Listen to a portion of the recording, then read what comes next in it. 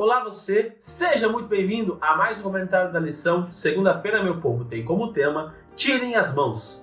Mas, antes disso, meu nome é Ismael e eu sou o seu anfitrião da lição dos jovens. Então, pegue sua lição, pegue a sua Bíblia e me acompanhe neste comentário porque essa lição tá muito top. E antes de nós entrarmos no nosso comentário, eu quero convidar você mais uma vez a se inscrever aqui no canal, a ativar o sininho, a comentar, a compartilhar, porque esse canal tem te ajudado a entender um pouco mais sobre a lição dos jovens, sobre todo o conteúdo que é produzido por aqui. Também, com certeza, irá ajudar mais pessoas a compreenderem essas coisas. Como eu estava dizendo, segunda-feira tem como tema Tirem as mãos.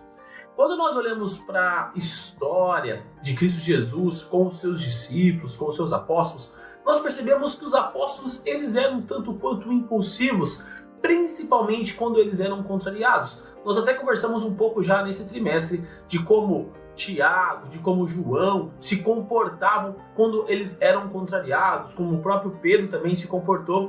Só que Cristo ele tenta explicar e tenta deixar de uma forma clara para os apóstolos que aquele não era o melhor método. E como ele faz isso? Contando uma parábola. Cristo ensinava muitas coisas através de parábolas. E a parábola específica que eu quero conversar com vocês hoje é a parábola do joio e do trigo. Por que Cristo conta esta parábola para explicar um pouco? Jesus conta a história que tinha ali um dono de uma terra que plantou alguma coisa, plantou lá o trigo. Só que à noite o inimigo veio e semeou joio no meio ali. E começou a brotar o joio e o trigo junto. E os servos daquele dono da terra começou a falar para ele assim: vamos arrancar ali o joio que vai resolver esse problema. No caso ali o joio seriam as ervas daninhas dessa história. E o dono da terra falou assim: não, calma, não faça isso porque você pode tirar junto com o trigo, o joio, o trigo. E isso é ruim. Então tem um momento apropriado. Por que Jesus conta esta parábola? Primeiro, para mostrar para os apóstolos e para os discípulos que existiria um momento apropriado para ser realizado a separação entre o joio e o trigo, e que aquele instante, aquele momento não era o momento ideal. O momento necessário e o momento ideal para a colheita é quando tudo aquilo estivesse pronto. E dentro dessa parábola, a colheita seria o momento da volta de Cristo Jesus, aonde realmente haveria uma separação entre joio e trigo, entre aqueles que trabalharam e viveram por Cristo, que demonstraram através dos seus frutos, trigo, e o joio, aqueles que não viveram da forma que Cristo quis, que escolheram não serem salvos. E também os agentes que fariam aquelas coisas não seriam os apóstolos, não seriam os discípulos, e sim os anjos. Os anjos que nós temos ao nosso redor, que estão nos avaliando, anotando as ações certas e erradas que nós fazemos para servir de prova, de material para o juízo investigativo, o juízo comprobatório. Todas essas provas serão os anjos que estarão ali coletando, colhendo essas informações e no final estarão ali separando o joio e o trigo. E Cristo queria apresentar isso porque todas as vezes que nós nos achamos no direito de purificar a igreja, nós estamos fazendo igual esses servos da parábola queriam fazer. Porém, Cristo diz: não façam isso, não é o momento. E olhando para o contexto histórico que nós estamos conversando essa semana, de Justiniano, da forma que ele obrigou as pessoas que não queriam aceitar a Cristo a aceitarem a Cristo, independente de escolha, eles estavam obrigando essa adoração e tratando mal os hereges, a ponto desses hereges não poderem fazer absolutamente nada. Eles estavam fazendo igual aqueles servos queriam fazer. Eles poderiam estar tirando de dentro ali do meio pessoas que no futuro poderiam professar uma fé verdadeira. E aqui fica algo para nós pensarmos também dentro do nosso contexto religioso. Muitas vezes nós apontamos dedos para o irmão X, para a irmã Y, porque nós estamos agindo como juízes, como aqueles que, eu sei que é isso, eu sei que é aquilo, isso que é o certo, olha o que ele faz, olha o que ela fez, olha a roupa que ele veste, olha a roupa que ela veste. Só que, lógico, nós devemos nos atentar à modéstia cristã, nós devemos nos atentar aos princípios bíblicos, mas nós não somos os juízes. Claro, nós temos as regras da igreja, aquilo que é certo, aquilo que é errado, porém, nós não temos o direito de tratar mal uma pessoa porque ela tem um pecado diferente do seu.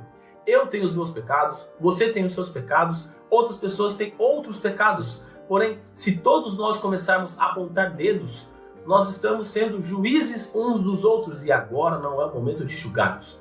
O momento de julgarmos, os santos julgarão somente lá no juízo milenial, no juízo comprobatório. Mas nesse contexto nós não podemos fazer isso, nós não podemos apontar dedos. Nós podemos instruir, nós podemos disciplinar, caso seja o caso de forma eclesiástica, de forma da igreja. Porém, nós não podemos excluir aquela pessoa. Nós não podemos obrigar aquela pessoa a agir de uma forma X ou de uma forma Y. Por quê? Ela pode fazer isso de forma exterior, que foi exatamente o que aconteceu ali na época de Justiniano. Muitas pessoas começaram a adorar a Cristo de forma exterior, porém no seu coração elas não estavam convertidas. E nós corremos o risco, e muitas vezes eu olho para vários jovens que estão na igreja, mas estão na igreja somente de corpo, somente ali aparentemente. Porém, o que eles fazem nos demais dias apresentam que o coração deles não está entregue a Cristo Jesus. E talvez as nossas ações para com esses jovens, para com essas pessoas, afastem eles ainda mais da palavra de Deus. Porque nós estamos querendo julgá-los. A nossa função não é essa. A nossa função é aproximá-los de Cristo Jesus. A nossa função é trazê-los para Cristo Jesus através dos nossos frutos que foram baseados na palavra de Deus, baseados na ação do Espírito Santo em nosso ser. Nós podemos transformar a vida dessas pessoas como instrumentos de Deus, não como juízes, não como aquelas pessoas que apontam dedos, que julgam. Nós devemos continuar chamando o pecado pelo nome, porque lembre-se sempre, Jesus odeia o pecado, mas ama o pecador. Então, nós precisamos agir dentro do nosso ser no mesmo contexto. Jesus odeia o pecado, nós precisamos continuar chamando o pecado pelo nome, mas nós não podemos deixar de acolher o pecador, nós não podemos deixar de acolher essas pessoas que estão errando no aspecto X, no aspecto Y, tentar de todas as formas para que essa pessoa realmente tenha um relacionamento com Cristo Jesus, para que essa pessoa realmente possa entender quem Cristo é. E desta forma, a igreja continuará firme no seu propósito.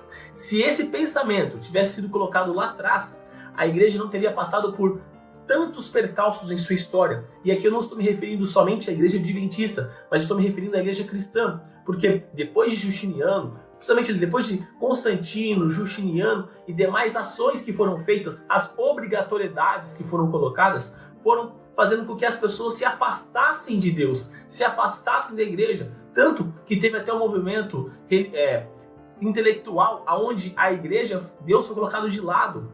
Na Revolução foi colocado de lado. Deus não é importante, eu não quero Deus. Foram Bíblias queimadas. Por quê? Foi uma resposta direta a esta obrigatoriedade de adoração.